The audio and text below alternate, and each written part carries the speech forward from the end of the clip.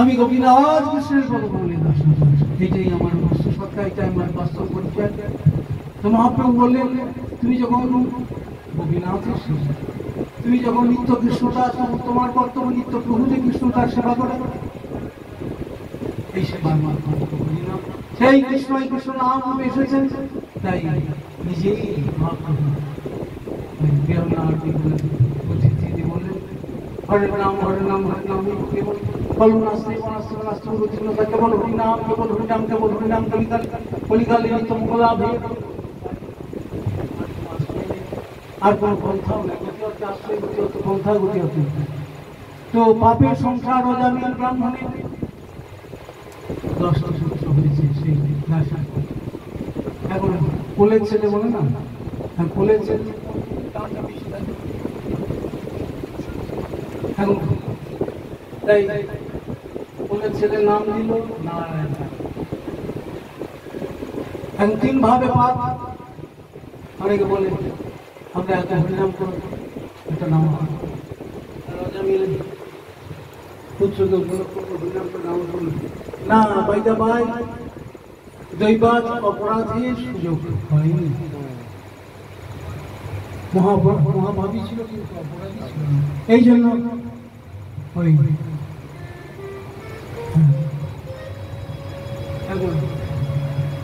ব্যবহার বিবশ নাম সুস্থ। শ্রীমদ ভাগবত বললেন, এই অল্পকে উপলক্ষ করে যে হরিনাম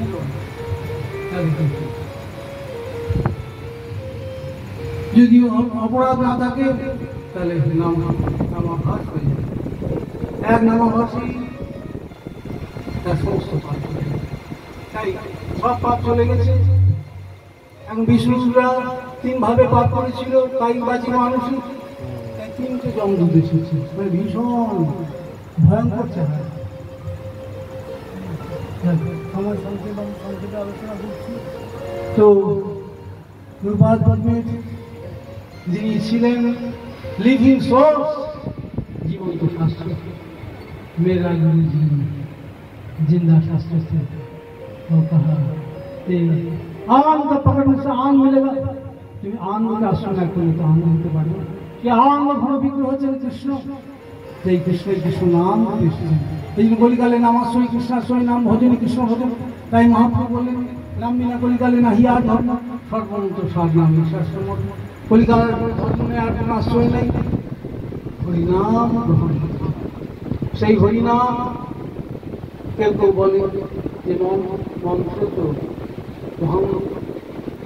জোরে করে তাই আমরা মালিকায় হরে কৃষ্ণ হরে কৃষ্ণ কৃষ্ণ কৃষ্ণ হরে হরে, হরে রাম রাম রাম হরে হরে। প্রভু আমি মহামন্ত্র ইহা যোগ ইহা সবে করি আমি বন্ধ, ইহা হইতে সর্বসিদ্ধি হইতে সবাই সর্বক্ষণ বলন্তি। যে নাম কি ভজনে কি শয়নে কি বাজানে অহম চিন্ত কৃষ্ণ বলহ মদনে, সেই নাম আমি পুত্রকে উপলক্ষ করে পড়ল। আয় নারায়ণ জমদূতরা আষ্টে পৃষ্ঠে বেঁধে দিয়েছে, যে মরা বাঁধা বলে না, তো মরণের গলাটাও বেরোচ্ছে না, সন্তুষ্ট কম্পিত ওই কণ্ঠে বলছে মানে ভালো করে বেরো না, ঘর ঘর শব্দে বলে আয় সঙ্গে সঙ্গে বললেন। হেনকালে বিষ্ণু দূত আইল, 4 জন বিষ্ণু পার্শ্ব নারায়ণ নারায়ণ 4টি অক্ষর, 4 জন বিষ্ণু পার্শ্ব এসে ছাড় বলে ওদের শরীর ব্রাহ্মণের মুখে হরিনাম উচ্চারিত হয়েছে। তোরা আবার একে নরকে নিয়ে সাহস কম না, না আপনারা কি বলছে, আপনারা দেখে সব দিব্য মূর্তি মহাপুরুষের মতো চেহারা আপনাদের, আপনারা এইরকম এইরকম অধর্মের কাজ করছেন কেন?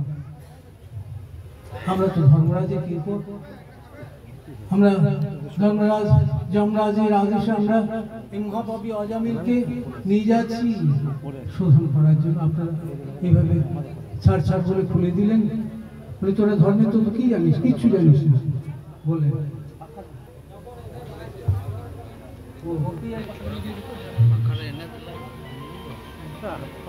सर्वेषां कपि अघवदां इदमेकसंस्कृतं नाम प्रहरण विष्णु যতস্তদ্বিষামতি হরিনাম করলে চৌর্য মদ্যপান হিংসা হত্যা হত্যা পিতৃহত্যা প্রভৃতি যাবতীয় পাপ নষ্ট হয়ে যায়।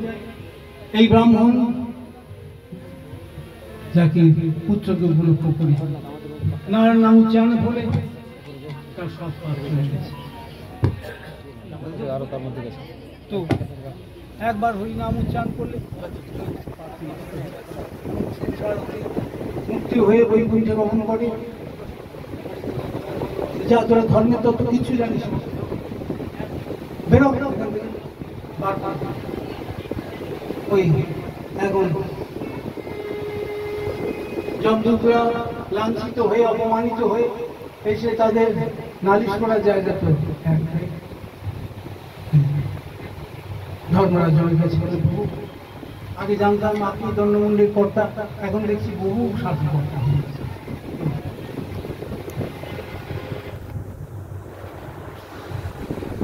এরা কি, এরা কার কিন্তু দেখে তো এদের মহাপুরুষ লাগে, এরা অধর্মের কাজ করছে।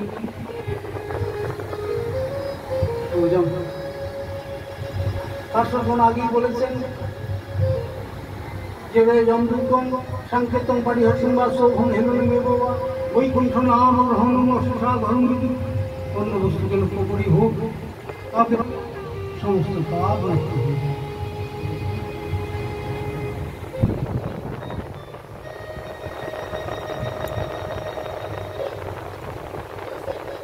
এখন ডিফেক্টে বলবেন তাতেও যদি হরিনাম করে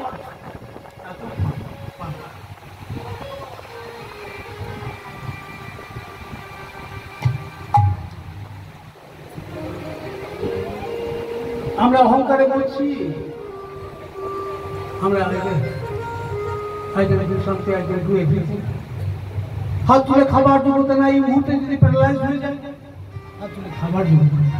ভক্ত সাধু আমাদের বলে দেন যে অর্গান গুলো পেয়েছো যদি প্রভু সেবায় লাগে তাহলে সার্থক হবে। হৃষিকেন হৃষিকের সে বনমুক্তি পেয়েছো। তাই পার্শ্বজন বললেন এর মুখে হরিনাম উচ্চারিত হয়েছে,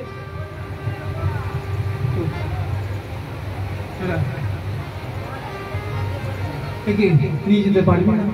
তো নালিশ করছেন যে এরা প্রভু, এরা কে যমদূতরা নালিশ করছে। আমরা তো বেঁধে আনবার জন্য মহাপ্রতি অজমিতকে বেঁধেছিলাম, তারা ছেড়ে দিলেন, বাঁধনটা খুশি খুশি তুলে দিলেন। এরা কে বললেন যমবাজ পরমদণ্ড জমদাস তস্তু ষষ্ঠ ও তম প্রথম পরবদ যত্র বিশ্বাস যদংশ তুষ্য শ্রী জন্মনাশা নষ্ট তবদ জ্যেষ্ঠ বসে লোকা। এই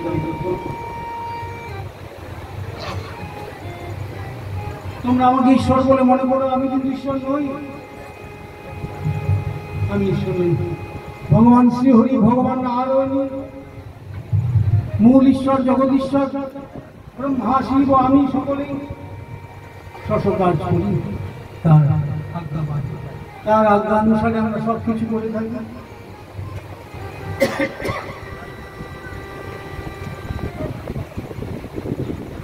কর্মন্ত সাক্ষাৎ ভগবত পরিতম বৈ বিষ্ণুর নিঃশ্বাসন আত্মা দেবা প্রসিদ্ধ মুখা সুরা মুসরা বিদ্যাধর চারণা।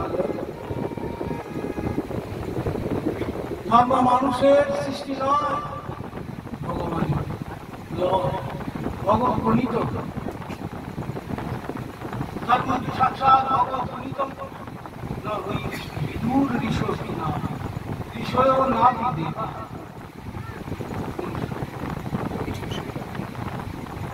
মহাজ্ঞানী মুনিগণ এটা জানেন না, দেবতাগণ জানেন না, সিদ্ধগণ অসুরগণ ধর্মতত্ত্ব ঠিক জানেন না। বিদ্যাধর চারণের কথা কি বলবো না, কুত অনুবিদ্যাধর চারণ ধর্ম কথা কে জানি। শম্ভুর নারদ শম্ভুকুমার অবিলমন প্রহ্লাদ জনক বিশ্ব বলিল বইয়া সখীর বান দ্বাদশীতে বিজানু নিম ধর্ম ভাগবত বুদ্ধং বিশুদ্ধং দুর্বোধন যদ্ব্যক্ত এখন আমরা দ্বাদশ জন এই ধর্মতত্ত্ব জানি। ব্রহ্মা, নারদ, শিব, শিব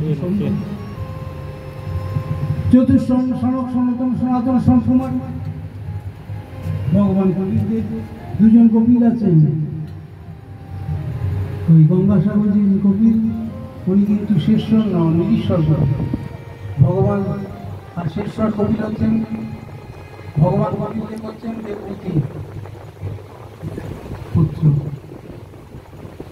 এখন দেবভূতিদেরকে জন্মরূপে যে কবির দেব এসেছে, কবিদের উৎসব শ্রীমদ্ ভাগবত তৃতীয় স্কন্ধে বর্ণিত হয়েছে।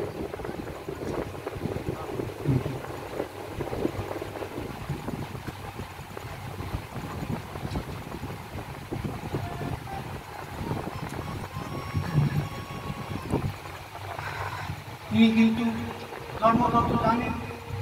মনু, শ্যাম্ভু, মনু প্রহ্লাদ, ভক্ত প্রহ্লাদ, মুনিরাজ জনক, বিশ্বদেব, হরি মহারাজ, সুখদেব গোস্বামী, বয়াম বয়াম শব্দ এখানে গৌরবার্থী।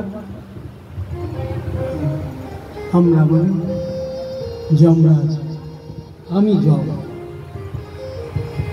এতা বাণী বলে পুংসাং ধর্ম প্রস্তুত ভক্তি যোগ ভগবতী তোর নাম না দিদি। ভগবানের নাম কীর্তন করি দ্বারা ভগবানের যে ভক্তি যোগ, অর্থাৎ ভগবানের শুভ বিধান, এটি মানবের কর্ম।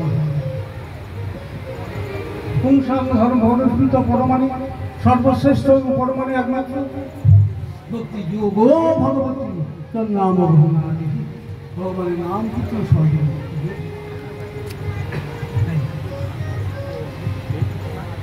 তে দেব সিদ্ধ পরিগীত পবিত্র গাথা, যে সাধব সমদিশ ভগবত প্রফুল্লান, তান লোক বসিত হরের গদয়াভিমুক্তান, নৈশাঙ্গ বয়মনস বয় প্রভবামদন্দে। জঙ্গল বলেন যে সাধন ভগবান শরণাগত, যারা প্রপন্ন হয়ে প্রভুর নাম কীর্তনে যারা তন্ময়, দেবতাগণ তাদের মাহাত্ম্য কীর্তন করে শেষ করতে পারেন না। তোমরা ভুলক্রমে সেই নাম পড়েন ভক্তদের কাছে যাবে না।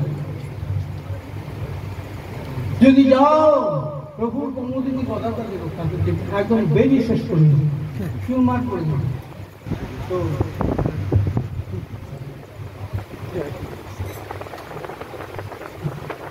যন্ত্রণার ভয়ে নাম পড়েন ভক্ত সাধু দূরে কথা, যেখানে সাধু নাম শুনতো সেই পথে হাঁটতো। কাদের তোমরা হাঁটবে? তা নানো ধর্মসূত্র কৃষ্ণ, তা নানো মুকুন্দ পদার বৃন্দ মকরন্দরে আদর্শ, নিষ্কিঞ্চনই পরমহংস পুরোহিত রাজস্ব, নিষ্কিঞ্চনই পরমহংস পুরোহিত রসঙ্গই কৃষ্ণাদি হে নীরবর্তন নিবদ্ধ কৃষ্ণ। নিষ্কিঞ্চন পরমহংস উপাস্য যে ভগবান, যে পরমহংস কুলের সেবিত যে ভগবান, সেই ভগবানের পাদ মুকুন্দ পদার বৃন্দ, যারা ভগবান মুকুন্দের শ্রীপাদ পদ্মে কথা শ্রবণে যারা বিমুখ, যারা সেবা বিমুখ, সেই যারা গৃহটাকে ব্রত করেছে গৃহাসক্ত, তাদের গৃহস্থ বলছেন না। যারা হরি সেবাকে হরি ভজনকে মুখ্য করেছেন তারাই বলছেন না আদর্শ গৃহস্থ। মহাপ্রভু সময় 80% 90% গৃহস্থ ভক্ত, তারা আদর্শ গৃহী আচরণ করে গেছেন, গৃহটাকে ব্রত করেনি। তারা হরি সেবাকে হরি ভজনকে মুখ্য করছে, তারা গৃহাসক্ত নয়, বিষয়টা দোষ করেনি, বিষয়ের প্রতি আসক্তিটা দোষ করেছে। কারণ টাকারও জ্ঞান আছে, মাটিরও জ্ঞান আছে, একে অন্তর্জ্ঞান বলে না। প্রভুপাদ আমার কর্ম বুদ্ধি কর্মতে প্রভুপাদ শশী গোস্বামী ঠাকুর তখন ভালো হচ্ছে একজন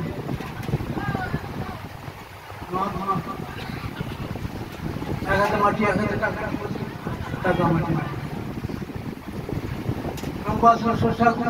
বলে বাবু বাবু টাকা কেন আছে, আমার মাটি কেন আছে? এবার অজ্ঞান কি করবে?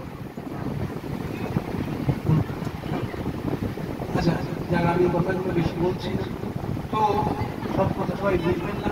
এখন যেখানে টাকার জ্ঞান আছে, মাটির জ্ঞান আছে, সেখানে অজ্ঞান তত্ত্ব হয় না। তত্ত্ব সাধুর কাছে জানিতে হবে। লর্ড চৈতন্য শ্রীলাদেবী বলে না, জীবের প্রেম, জীবের দয়া, নামনি রুচি। তাই মহাপ্রভু জগদাঙ্গায় প্রেম বিবর্তে বললেন, কৃষ্ণ এই সংসার করে ছাড়িও না চান, জীবে দয়া, কৃষ্ণ নাম সর্বভূত। কৃষ্ণের সংসার, কৃষ্ণের সংসার অখণ্ড সুখ আছে প্রভু নামে, অখণ্ড সুখ আছে বৈকুণ্ঠ নাম গ্রহণ।